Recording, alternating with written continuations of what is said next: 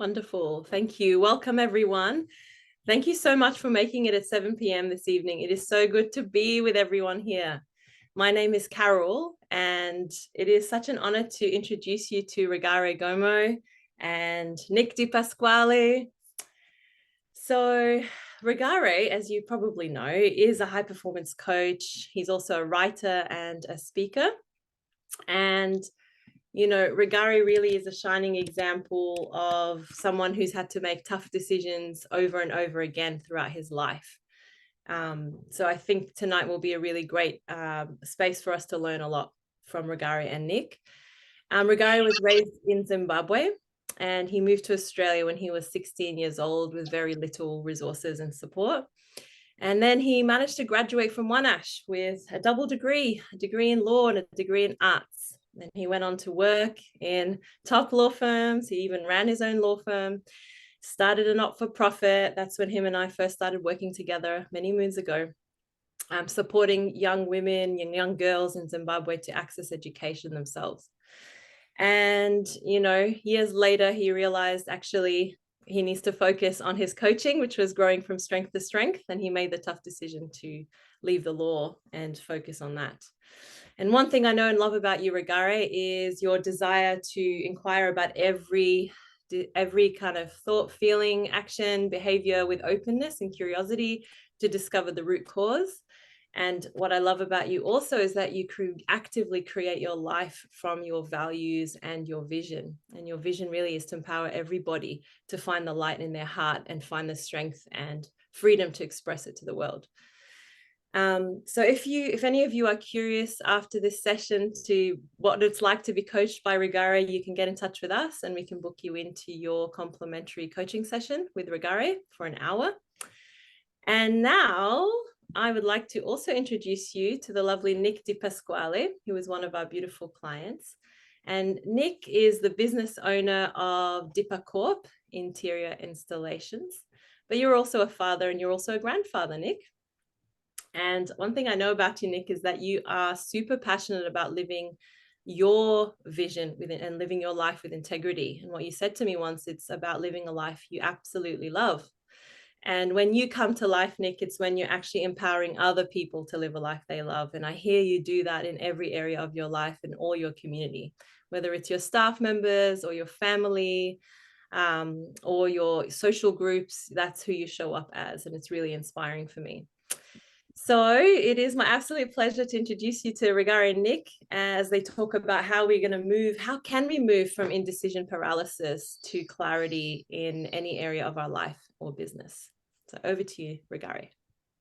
Awesome. Good evening, everybody. So great to be with you all. Stravanti, Kumbiro, Wina, Marian, Elle, Mum. That's Rosemary. Rosemary. Mum. Whoop, whoop. That's so great. And Taffy. That's all wonderful. You're my community. Love being with you all. So thank you so much for rocking out tonight from wherever you are in the world and whichever state you're in. So very grateful. So yes, today we are going to be exploring with my dear friend Nick how to move from indecision paralysis to clarity in your business. What a big ask. Like seriously. Indecision paralysis to clarity in your business. All these big statements. So let's see how we do today. Let's see. So today's intention is number one, to learn about why it is so hard to make decisions. Why is it so hard to make decisions, first and foremost? Why do we have this, this indecision paralysis? And then number two, we're going to learn a simple framework to move from crippling indecision to making powerful decisions with ease. And then number three, have the opportunity to interact with me and with Nick Di Pasquale. So before we go into that, I just want to share a little bit about Nick Di Pasquale. So Nick is not just a client. None of my clients are just clients. That's not how it works with me. With me, people I choose to work with and we have a relationship, a deep relationship. Nick and I met in a leadership program maybe about 8 years ago. And when I came into this leadership program, I had a point of view that only a certain select people in the world could be leaders. And I thought I was one of them. And Nick is a tradie. So I thought the program had made a mistake by allowing Nick into the program, because I thought, how could they allow a tradie into this elite program? Obviously, the standards must be low, because this leaders are for people like me who have gone to university. I've done an art and law degree. I'm a bookworm and I'm a geek. And there's this tradie in the program. So obviously they made a mistake. That was my point of view over 8 years ago. Then the first person to actually meet all the criteria for this leadership program was Nick. And I was like, holy moly. He practically showed me that any person in life is a leader. Doesn't matter what walk of life you're from, what background, what your profession is, any person can be a leader. And that's when I started really getting connected to that every single person has the capacity to be infinite. I had no idea about that. I didn't know that any person could be a leader. I thought leadership was for the few people. Then fast forward, as many of you know, I went through like homelessness. I became close to bankrupt, and I had no money. I had no money. And I remember making a list of people to call to ask for help and really share what I was dealing with in my life. I'd been living my life like I've got things handled in business. If people ask me, how are you going? Fine. How's business going? Great. The reality was, how's business? How am I going? Not great. I'm struggling. I'm stressed out of my wits. I'm living off credit card, and I can't let anybody know that I'm a complete, utter loser and failure. So I had to come clean. And Nick was one of the people I called to share my story. And on that same phone call, supported me and contributed to my vision of abundance. It wasn't that he just gave me money, but I'd made a promise that I would change my life situation from, financial poverty to abundance. And I made this promise to the people who supported me during that period of time. And, I get to live that abundant life today. And as a result, I'm able to support my family in South Africa. I have my home for the first time. I'm not stressed about food or the cost of living. And that was inside of a conversation I had with Nick. So this is not just a client. He is a person whom I love dearly, who loves me, supported me and my communities, and maybe have supported you guys indirectly without even knowing it as well. So it's a real great privilege to actually hear a lot of his story as well today. So let's get back to this. So where I would like you guys where we would like to start today is, I'd like you guys to reflect, first and foremost, an area of your life or your business that you're currently experiencing indecision paralysis, and what your internal experience of life is. Another way said is, where are you stuck? Where are you stuck in your life or you're in your business right now? Where are you stuck? Where can't you make a decision? And what is that like for you? For me, one of those decisions was I couldn't make the decision of how to keep my law firm or not to keep my law firm. That was a decision that I struggled with. And I felt like if I were to give up my legal practice, I'm a failure, or, I've lost my investment. And I'll talk more about that. So I just want to give you maybe 2 minutes of reflection time of where you currently have indecision paralysis, and then take some sharing from you. And that will create the context for today.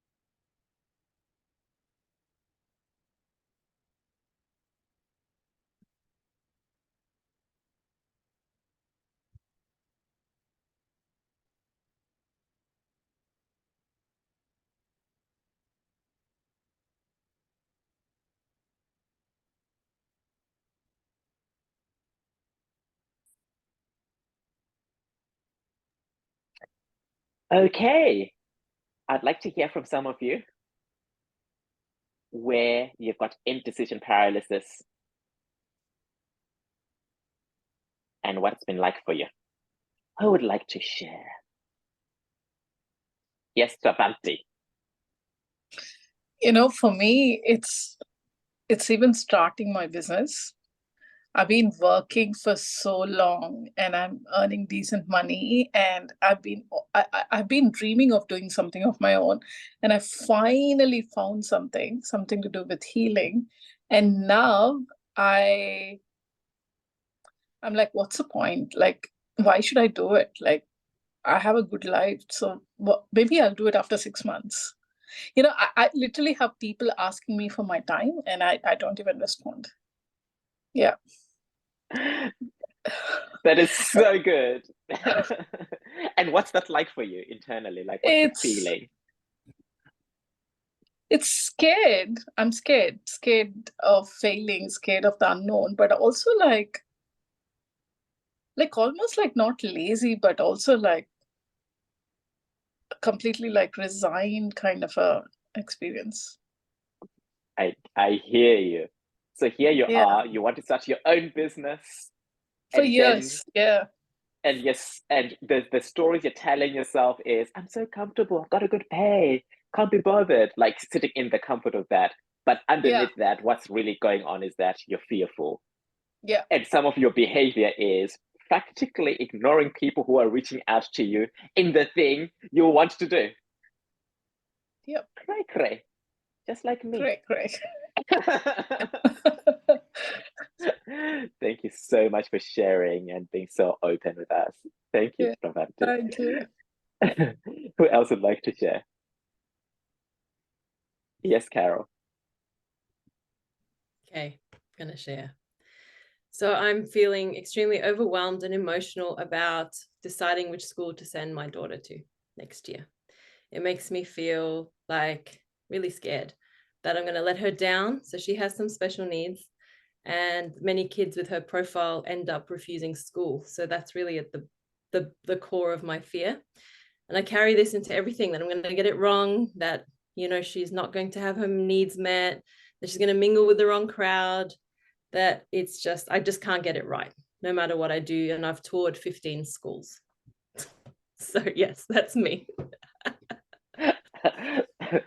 Thank you so much for sharing. Gosh, I can feel it in your body even right now as you're sharing it. Here you are, you've got this decision to make, where to send your gorgeous, beautiful daughter to school.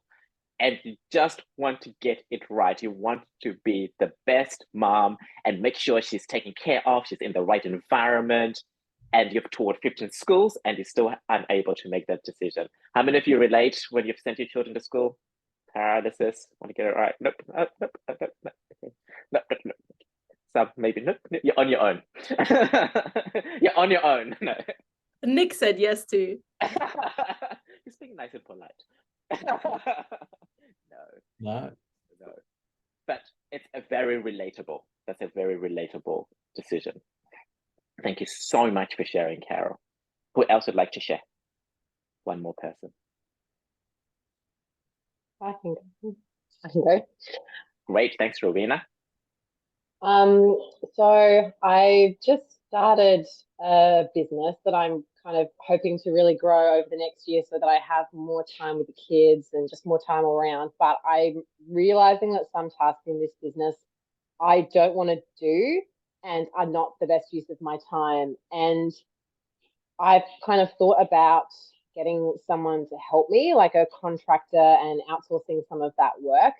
But it really concerns me that one of my, I suppose, values is being fair, and I want to be empowering, people, not just, like whether that's locally or abroad, not enrich myself at the expense of other people. And so I really have a lot of questions within myself around the ethics of what to outsource, where to do that, what is the right decision to make, and how I can, sit with that and feel like I'm doing the right thing and approaching that in the right way. And so in those thoughts, I'm just feeling a lot of uncertainty and overwhelm, and just kind of this, I don't really know what step to take next. So I'm kind of just avoiding taking on any kind of work that would involve me feeling like I need that person. I hear you entirely and completely, highly relatable. So here you are, you've started your own business, and then the different tasks in that you'd like to outsource, but then you have this value, which is very powerful, that you even know you have a value called fairness, and you're in the inquiry of, how do I get to fulfill on my value of fairness? Is it even a good idea to outsource? Is it ethical to even do that? You know, how do I do that in a way that isn't taking advantage, manipulating another person, because that would go against your values? And right now, you're paralyzed. There's that uncertainty. You don't know how to move forward from that at this point in time. Awesome. Thank you so much for sharing, Rowena. So, you know, this is a great space, you know, to come in with something in your head to work through today. That's where you'll get more benefit from today's session. So I'm really grateful for everybody who's shared, you know, openly and vulnerably what you're going through. So I want to just share a little bit of some context around how we work as human beings before I get Nick to share his experiences. Why is it so hard to make decisions? You know, it could be anything from, you know, starting a business to sending my child to school to hiring a subcontractor. It could be anything. Why is it so hard to make decisions?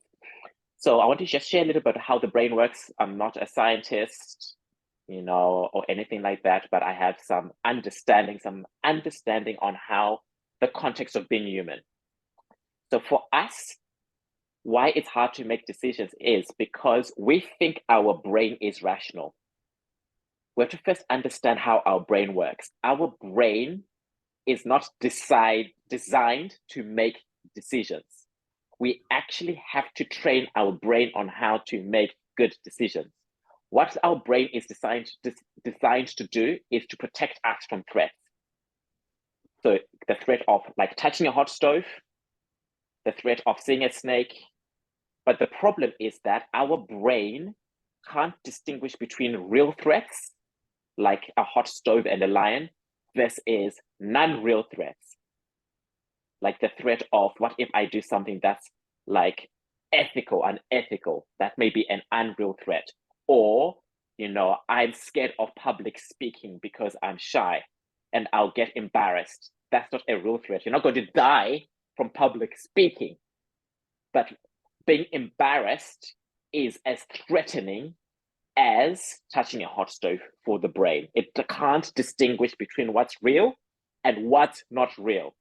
But for us human beings in this 21st century, we think we are the mecca of reason. We're not. So first we have to really understand that our brain is designed to protect us and can't distinguish between what's real and not real.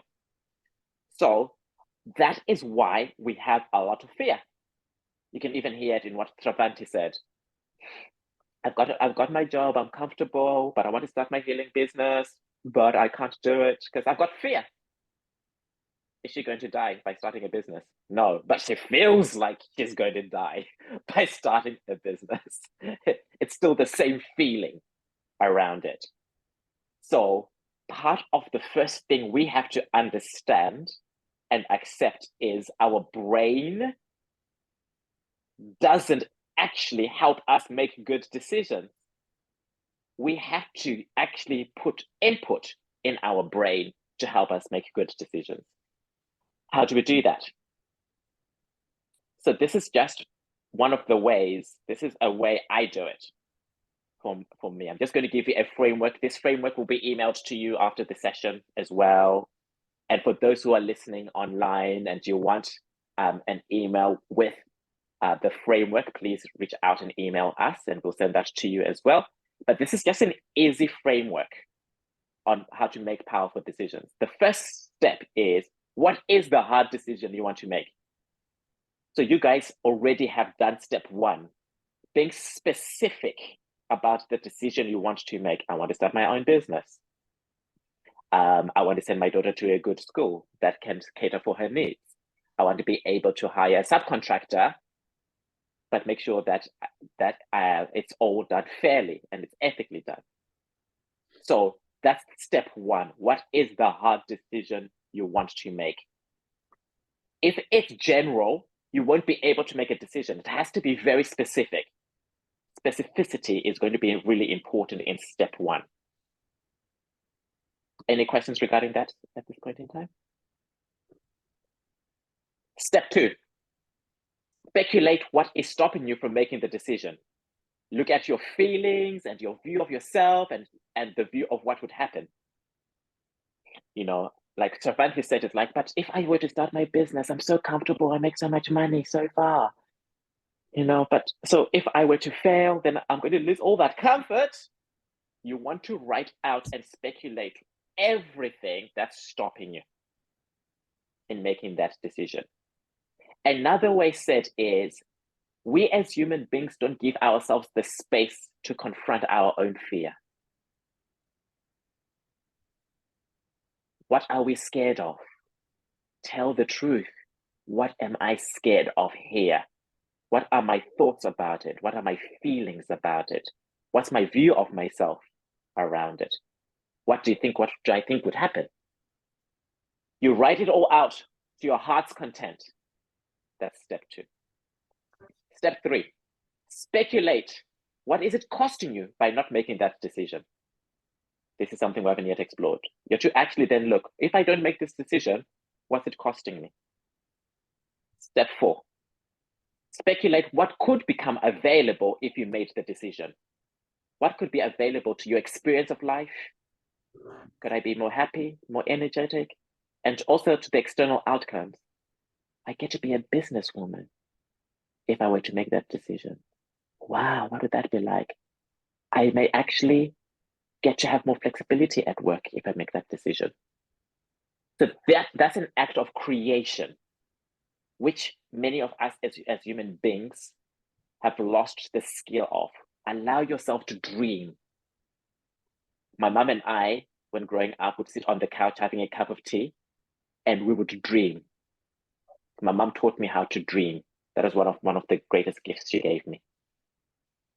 So this is like the framework of how to make decisions powerfully. Let's look at an example on the court. I'm going to use one of my examples here. Leaving the legal profession and winding up my law firm. So that was the decision, the hard decision I had to make. And why was that a hard decision for me? I'd already spent over $100,000 in the investment of my university. That's, I came to Australia to get a good education. I've spent all this money and I'm what? I want to give up my law firm, and the status of being a lawyer. I'm a lawyer. And but by the way, I say that as if everybody respects lawyers. I know that most people are like, lawyers are con artists. But for lawyers among lawyers are lawyers. We're proud that we are lawyers. The other thing that I feared was like, who am I if I'm not a lawyer? So my identity, who I said I was a lawyer. It gave pride to my family. It was easy for my mom and my dad when they were meeting their friends. Rugare, the lawyer. How are they going to tell their friends who am I if I'm not a lawyer? Rugare, the coach, what's that? What does he do? Dead silence. I was also scared of I wouldn't be successful as a coach because that's what I wanted to move into. And if I'm not a lawyer, I had this point of view about the coaching industry. Like there are lots of people who are inexperienced in the coaching field. So it's really important that I retain my title as a lawyer, and that will give me a competitive advantage. Not wrong, but that's what I was thinking at that time. That is step two. So it's really important we write out and face the fears. I had to face my fear. That's face the fear. Face the fear. Step three, What was it costing me remaining in my law firm? I was losing a lot of money. I was losing a tune of about $10,000 a month. In fact, my coaching business was subsidizing my law firm. And so I was getting into more debt. So I am making money, but here I am subsidizing my law firm. And I'm working day and night. I'm working as a coach. I'm working as a lawyer at the same time. So I'm up early in the morning. I'm up late at night. When I'm visiting my family, I'm also working. It's always working, always working. The stress, cutting corners, trying to make it all work. I wasn't proud of my work, and I'm not even available to the people I love. That's what it was costing me. The intimacy in my relationships, my availability emotionally, my physical energy by not making that decision. So we have to tell the truth. We have to look at what's costing us internally, our experience of life, and also externally, the real outcomes. Step 4. What would become available if I were to make that decision? This is where I get to dream. Dream. That word, dream. How many of you remember that word, dreaming? When is the last time you dreamt? How many times do you dream and then you shut that dream down? You are allowed, doesn't matter how old you are, you're allowed to dream. So what would become available if I took this decision was my time, make more time available, my energy, my happiness, my wealth, my sense of worth. I'm a high performance life and business coach. I'm not a lawyer. Like, I invented that. That's an invention. I made that up. And people completely trust me with their lives. So I have this level of self-esteem I never got to discover being a lawyer. So these are the steps. Step 1, specificity. Step 2, face the fear. Step 3, what is it costing me by not making the decision? Step 4, dare to dream. Now, I've made many hard decisions in my life. I'm not going to go through all of them. Leaving Zimbabwe to come to Australia at 14 years old, my future, living relationships, boyfriends, partners, my happiness, leaving my community to move to Sydney. I think that was one of my hardest decisions because I've spent 20 years in Melbourne. And then I've decided that I want to be in Sydney where there's more sunshine and by the water and living practically everybody I love that I've invested time. That was a hard decision. My freedom, my happiness there. Every day I'm making hard decisions. Even today, I was making a hard decision. Do I go? There's an event where I've been invited to come to speak in October. Do I go to Melbourne to be physically there in person? That was a hard decision for me. Reached out to my team to help with that. So I want to hand it over to Nick. Nick will share his specific experience from moving from crippling indecision to freedom and power in his business and his life. And here are some of the decisions he's made that we're going to be talking about today. Nick has made decisions, hard decisions together. We've been working together for over 2 years now, and we've made decisions in selling the chicken shop at a loss, being coached and being coachable by me. That's a hard decision.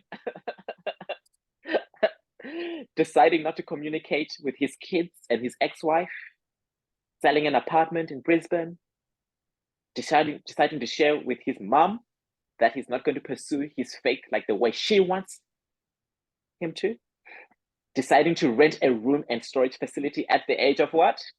Corrected me. 52. 52. Thank you very much. Deciding to employ Shaw, this is an HR company, to work in his own business. Choosing to live a life he loves. That was a hard decision. Choosing loving his life. And deciding to take on go-karting at the age of 53. And by the way, Nick is 54 years old, just if anyone is wondering. He doesn't looks like a spring chicken. Thank you. That's how you show up. That's how you show up for me. Thank you. you go, Nick. Thank you for the invite and the opportunity to hopefully make a difference to others. Yeah. That's how I see this. And yeah, that was I suppose some of the major decisions that we tackled over the past 2 years. I am a tradie, and I was running a business where we install commercial furniture, and I had a dream of owning a chicken shop, charcoal chicken. I love spits. I've been doing it since I was a teenager for the family events, for the football club. And one day I was like, wanted a challenge, and it was a couple of weeks before COVID came out, and decided within a week to buy a chicken shop. Huge potential, bad reputation, but had all these ideas of how we could make it work. And then COVID hit, and our endeavor to reach people, to have them realize we were there, was sort of strangled, because we were going to go to sporting clubs and RSLs and all these places where people were to feed them free of charge for them to use as fundraising or whatever it might be, but to get our word out there, yeah, to have us be part of the community. And we found it very difficult. We couldn't do that because everything shut down. So and eventually it was about 15 months. I had to make a decision whether I was going to continue. We had just started to make money, but we'd burnt quite a bit, probably $150,000. And this was a dream. And I contacted Rugare because I was worried about being a failure. I was worried about hanging on to this business that was potentially going to send me bankrupt. And it was my dream. So we spent a weekend together on Zoom and got present to my accomplishments because of the business. I was able to employ my daughter, and it had her run the business, and she's not the same. She's 23 now. She's not the same human being because of it. But my dream was like a nightmare. And made the decision to sell, and to sell at whatever cost, just to get out. So that was the start of it. And I now share about the chicken shop with pride rather than regret. And it then took me on to a journey of like, where else am I procrastinating in areas of life and not able to make decisions because I'm indecisive or judging, fear of being judged or whatever it might have been. Yeah. And so we did start tackling other areas of life. I agreed to take on coaching with Rugare and with gritted teeth.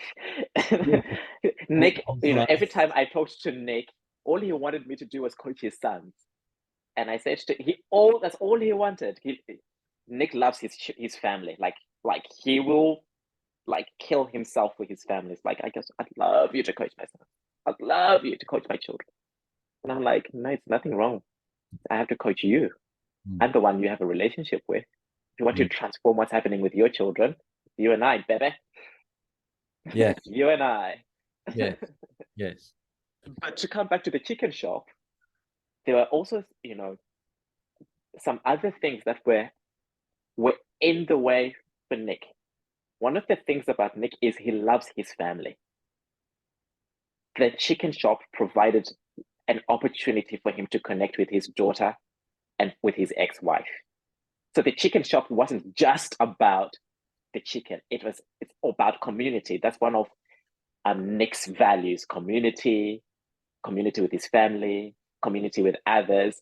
So for him to make that decision to let it go, it's very painful, because then he couldn't see, like, well, I'm killing off my dream. Then what now? How do I connect with my daughter, with my ex-wife? And by the way, ex-wife, he was working with his ex-wife. They entered into a relationship. They were ex-wives. And he also made sure that he was creating with her as well. What became available by making the decision to sell the chicken shop? What became available was start living a life that I loved, because I wasn't loving life. Yeah. It had me then take on other areas of life with gusto, and grow the business that I did have as Dippa Corp, because I was reinvigorated rather than disappointed. And it actually had me realize that I love working. I love teaching people. I love I love being around people. Yeah.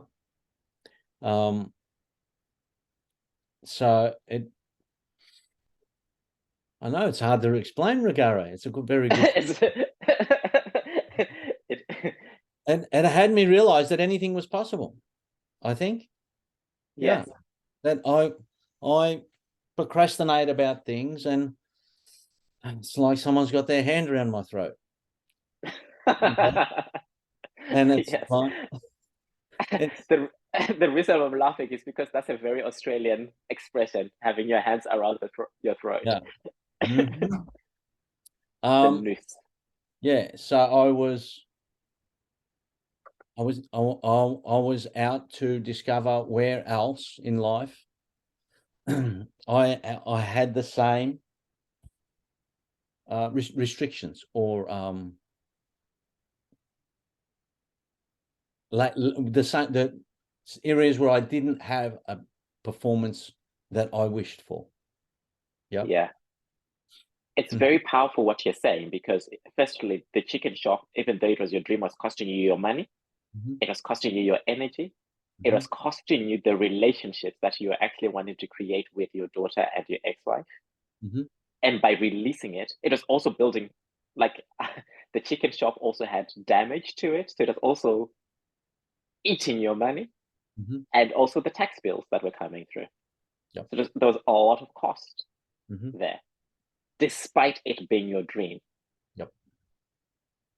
And the opportunity, like by the way, you have to let go of the emotional attachment to it and deal with reality.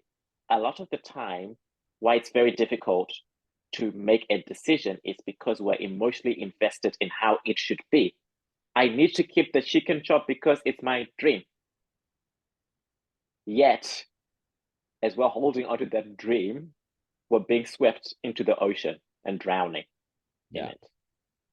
And I think what was there, that I was worried that I was starting to see myself as not a good businessman because of it. And, regretting being in business. And it had me then turn to, okay, where do I got to start operating like a powerful businessman in the business that I still do have? Yeah. Rather than I'm not a good businessman and it's all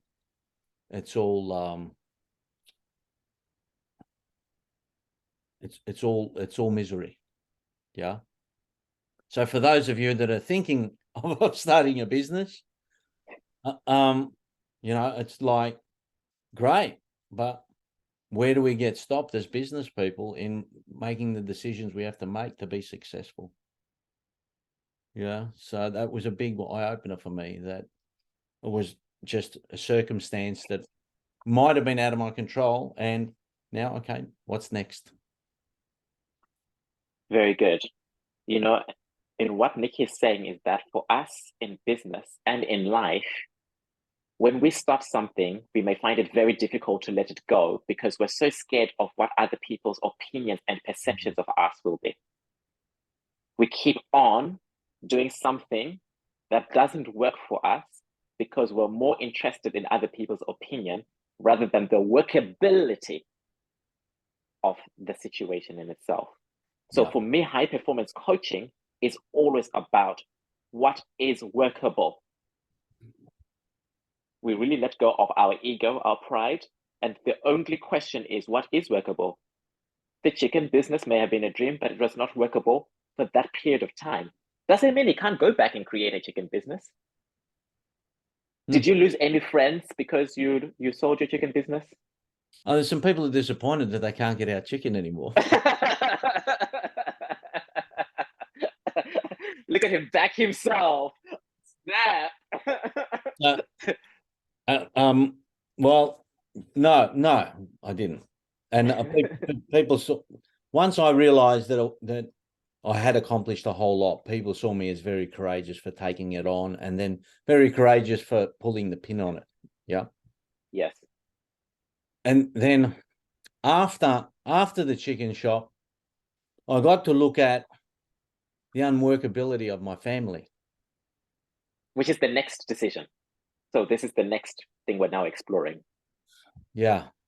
And I kept blaming, my wife, ex-wife and I, we separated 9 times. Paid her out financially twice.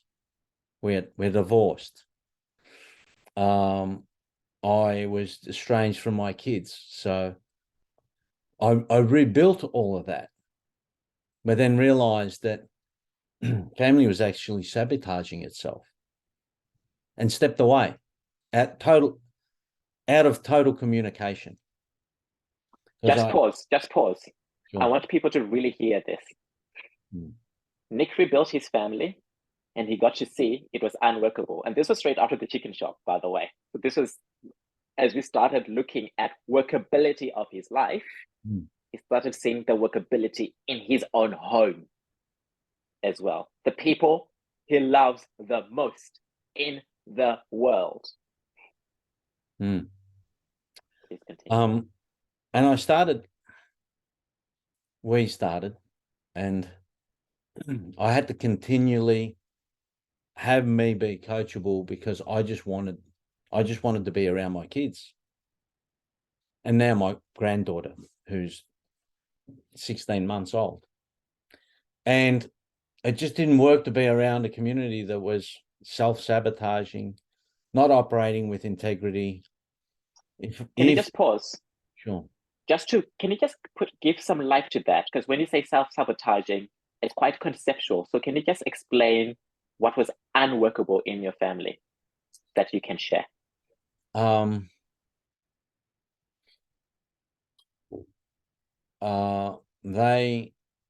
The kids expected me to be totally responsible for their mum's financial well-being.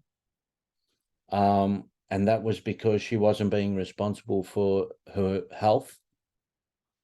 And I was like, this doesn't work that you don't look after your health, and then you not looking after your health, then expecting me to take care of you. Yeah. Not just financially, in every area. And it's like, we're going to be grandparents, and that doesn't work because our grandkids need grandparents that are healthy in every way. And I was seen as a bit of an AH, because that's not what you do. And it was pretty brutal. And I was standing for us having a family that people were envious of, that we could, I suppose if you relate it to a business, it's like not sending out invoices to get paid and having it be okay, because like we're family. Yeah. Now that's like, it might be, doing something silly, like getting drunk when you shouldn't be drinking, or smoking when you shouldn't be smoking because of your well-being, and accepting it. Yeah. So there was a level of, we shouldn't be doing this, and why are we tolerating it? And some people say that I had a conversation with my mum, and I'd never heard her swear before, and she swore quite a bit, saying that I was an idiot, literally an idiot, and that I should be a little bit more tolerant. And I was like, and she actually said that, you know, in time they'll understand. And I was like, no, because my father was violent, and I wasn't allowed to call the police, and we were waiting for him to change. And now I don't have a relationship with my father because he hasn't changed. Yeah. And I love him dearly. He was an amazing father to me. So it didn't work that my family was not nurturing our relationships and accepting what didn't work. From that, I now have a relationship with an ex-wife where she's admitted that she made some mistakes and regretful. Yeah. I made mistakes as well. I'm not an angel. That I inspire her. And now I have a relationship with my boys. They're 28, 25, and my daughter's 23.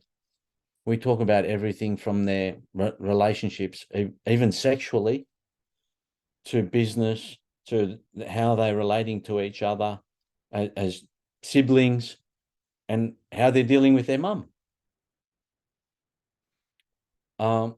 Sometimes after the conversations, it has me cry that, like, this was never going to be possible. And I had to really give something up to make it worthwhile. I had to trust in Rugare because I was just going to give in. And Rugare was like, you're going to go back to that craziness? That's crazy. It's like tolerating craziness in your life. You're crazy. And I just had to step outside of my thoughts and feelings and trust someone that I admire. Yeah, and I do that because he's gone through similar journeys, like not tolerated what doesn't work to live a life we love. Yeah. So it was a no-brainer coming on here just to share. Yeah. And life's not perfect. There's always challenges.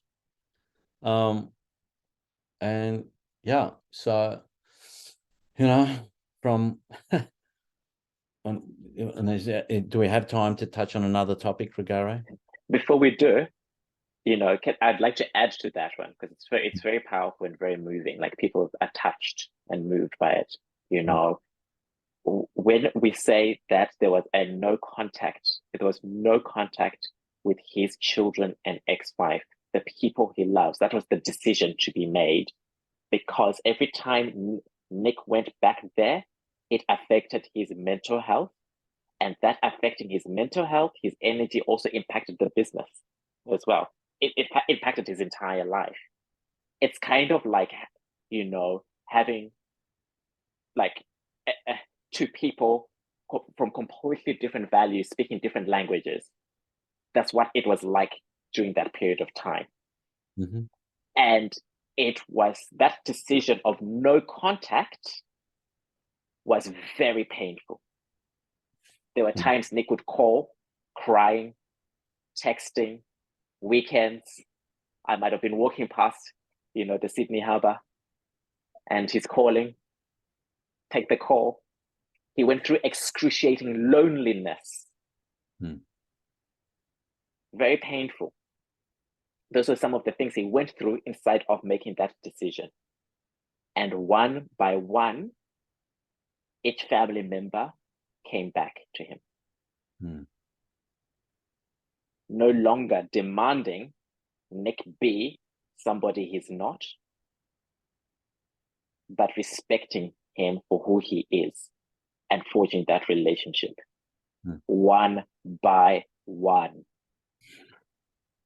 It was excruciatingly painful making the decision, but the outcome is mind-blowing. It's off this world to see what Nick and the family have now created as a result. of that decision. Again, that's a decision for workability. Did we know that was going to happen? No. We never know what the external results are going to be, ever. Our starting point is workability in our environment externally and also internally. So even though he was feeling lonely during that period of time, I was a demand that he create community and a life he loved, irrespective of his family. He had to discover that newly, which would be a perfect segue for you sharing and one of your other decisions, go-karting, which is one of the things that showed up. Yeah, well, I was called an idiot once again at 53, taking on go-kart racing. Story of your life. Correct. And, we're traveling at 110 kilometers an hour, side by side, and it can be dangerous. And I saw it as being an amazing community. And me and another lady of one of the young kids, we started a WhatsApp group. There's now 36, I think, in the WhatsApp group. And we communicate who's going to be at the track or which track. It's an amazing community. And I've always said this is a great place to bring up a family. Yeah. Just last month, my two boys actually bought a race go-kart and they came racing to join the community. Yeah. And it was already stated, people are already saying how amazing they are and how amazing we're getting along. And it's a great space for us, whilst we're tinkering, to talk about life. It's just, so very, very fortunate. But I had to push myself to get out of my own sadness, my own regret, my own loneliness, to forge another path. Yep. I had to make a conscious decision. And I made it within a week. Yeah. So, so it's, and then business-wise, my business has never been healthier. And that's just a byproduct. The growth in my business is a byproduct of my confidence in life. It's very powerful because the decision there was to live a life I love, irrespective of, and living a life I love didn't mean I have to have it with my family. It has to look a particular way. That's not up to us. We can't control the external world. So we have to go out there and discover it. And he discovered it through go-karting. And of course, on his WhatsApp group, he's called the Godfather. Because he's there, nurturing and taking care of everybody on the group, getting involved in their lives, of course, because that's what Nick does. And him living a life he loves has completely translated as well in his business, the kinds of contracts he's getting, the new kind of deals that he's getting, the way you're training your team as well and giving them responsibility in a way they've never had before, elevating your professionalism. It's all correlates to the decisions. Like it just feeds on itself. Correct. So if you look at Nick's history, the more he started making good decisions, it became kind of addictive, making good decisions all the time and stepping and not living in the paralysis of indecision. I'm going to stop there. Can you believe it's nearly an hour? It's been extraordinary. Thank you so much. Thank you so much. Thank you so much, Nick, for generously sharing. I just want to open it up to people if you have any questions or thoughts or insights that have shown up for you from today's sharing.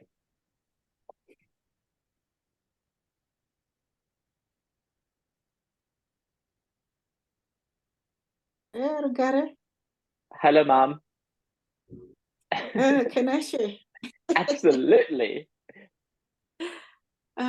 Should I put a video? Let me see if I can. There you are. That's my mom, everybody. I adore and love her. Okay. No, it was very interesting. Thank you, Nick, for sharing.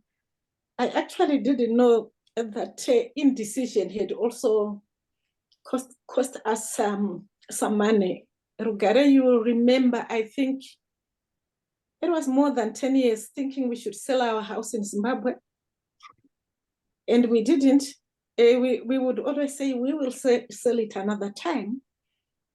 But it was last year, but one in December, finally, we had decided to sell and we got a buyer.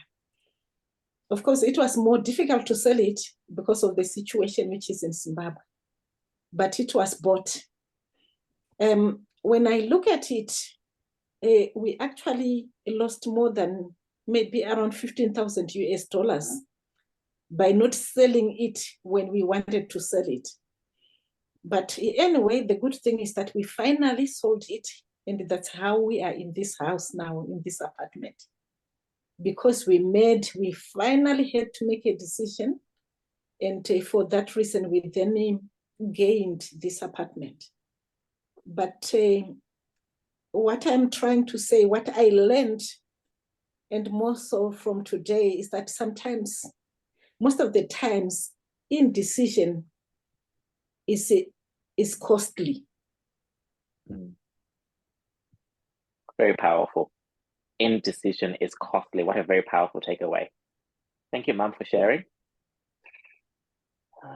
Oh my God, he's grown up so much.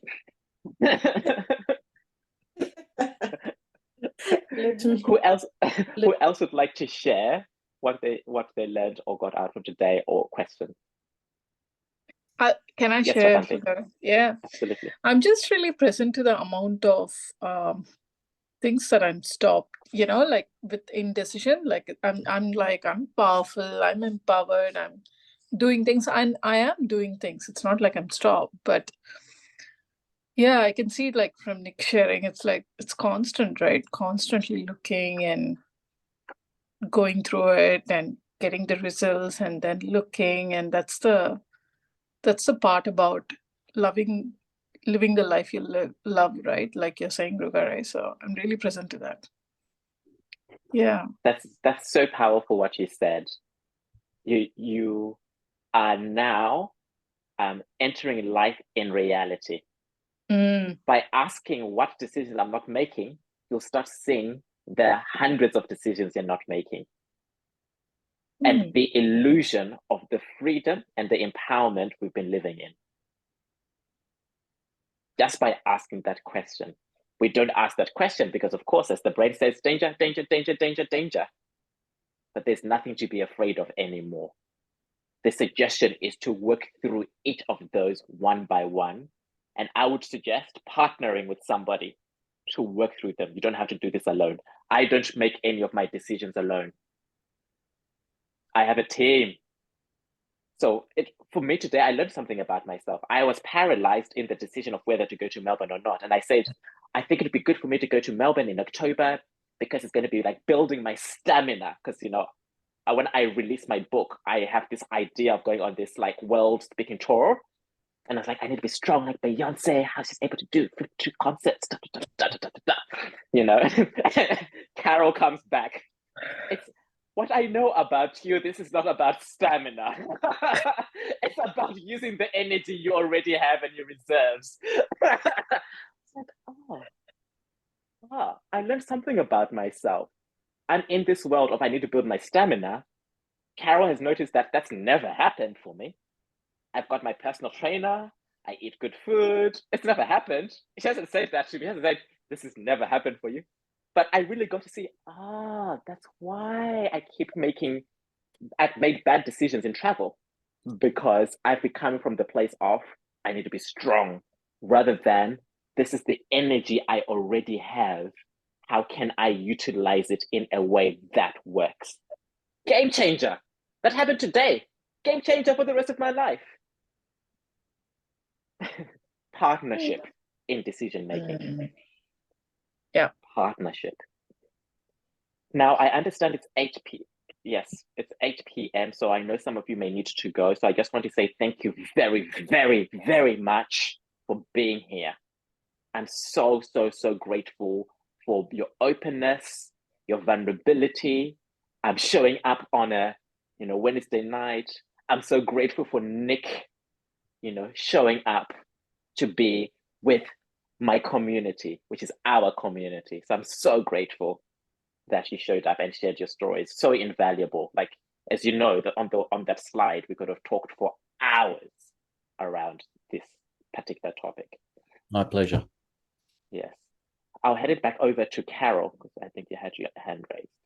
I just really want to acknowledge you, Nick, for how open and vulnerable you were this evening, in particular around the point with your family, because I know how utterly painful that whole experience was for you to cut cords with them in the stance for integrity and living a life that works. Like that's maybe the most difficult decision someone could possibly face when you have children, especially. So, and just trusting and surrendering to, living a life of integrity, and the joy and pure wonder that you've gotten to experience as a result, and the beautiful relationships you now have with them. It's so utterly inspiring. Thank you so much for sharing that with everyone tonight. Thank you. Pleasure. Hope it makes a difference. Awesome. Now, please feel free to reach out. You guys have shared some of the decisions, the indecision paralysis. You know me. Don't like you guys living in that. Love your freedom because I love you. Please reach out. Please reach out, to work through it. Don't sit in it. Please, you're not alone. As we're coming out of lockdowns and stuff, I know that, people think that life has gone back to normal. It hasn't. I'm seeing lots of burnout in Melbourne, particularly. Huge burnout is happening. You're not alone. Please reach out. There is community. You do not have to do life alone. We will figure it out together. So thank you so much for being here. I know I didn't get to greet Elle, so thank you, Elle, for being here. And Jacinta, thank you for being here as well. It's awesome. And until next time, love you all.